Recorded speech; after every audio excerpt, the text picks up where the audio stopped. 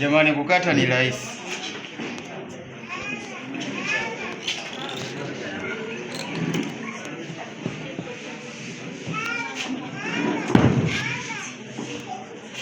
Utakata hivyo mpaka mwisho. Haya, hapa tumemaliza kukata. Sasa nikuulize swali, huu ndo mche wa sabuni? Hapana, na tuwezi kupeleka sokoni hivi, si ndio?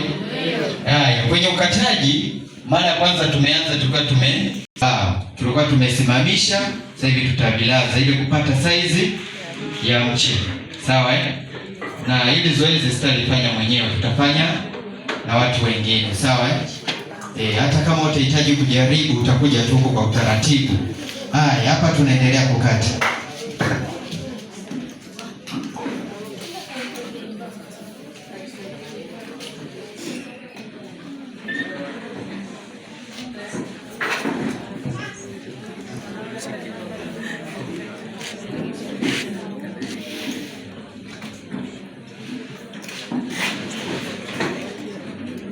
Unaona ilivyo rahisi?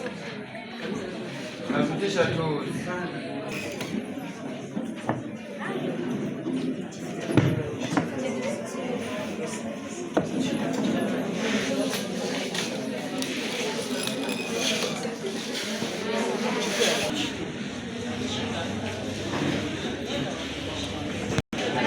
Nakandamiza kwenye nenda tu. Yaani wewe umeanzia hivi. Wanaona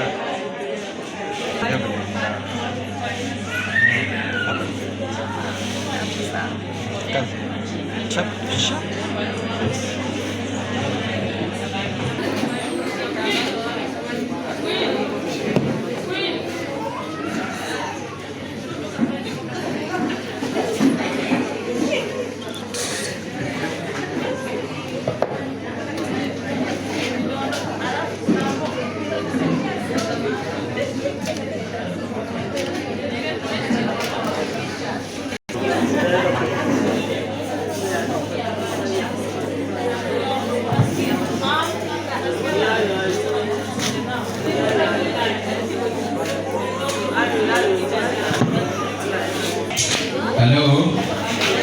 Haya, hapa tumemaliza kufanyaje? Kukata. Kwa hiyo saizi ya mche wetu, sawa hii hapa. Na wewe utaipata ya kwako, tuona vizuri.